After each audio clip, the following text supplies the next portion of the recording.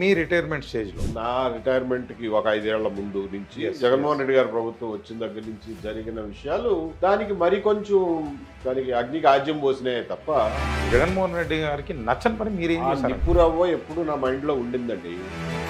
అరాచక పరిపాలన, వ్యవస్థల విధ్వంసం. మిమ్మల్ని రేపు పొద్దున మీరు ఒక పార్టీ పెట్టబోతున్నారని గతం నుంచి అంటే చేస్తూ ఉన్నప్పుడు మీరేంటి అనే ఉద్దేశం జగన్మోహన్ రెడ్డి గారిని వాళ్ళ పార్టీ వాళ్ళని చెప్పమనండి, అప్పుడు మాట్లాడదాం.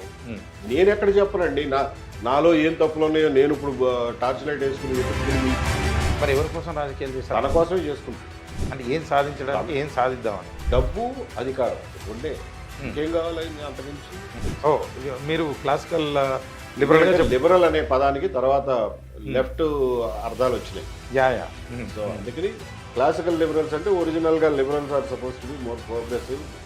ఇవాళ ప్రోగ్రెసివ్ అనే మాట కూడా అర్థాలు మారి మళ్ళీ అది ఇంకో అర్థాలు మారిపోయినాయి. సో నేను అడిగింది రెండింటి గురించి. ఇప్పుడు ఆల్రెడీ 2 సంవత్సరాలు ఆయన చంద్రబాబు గారి పాలన కూడా అదే విధంగా జరుగుతుందంటారా? అదే కదా నేను చెప్పింది ఇప్పుడు మీకు. సో ఆయన ఇక్కడ ఉన్నదాన్ని ఇక్కడికి తీసుకొచ్చాడు.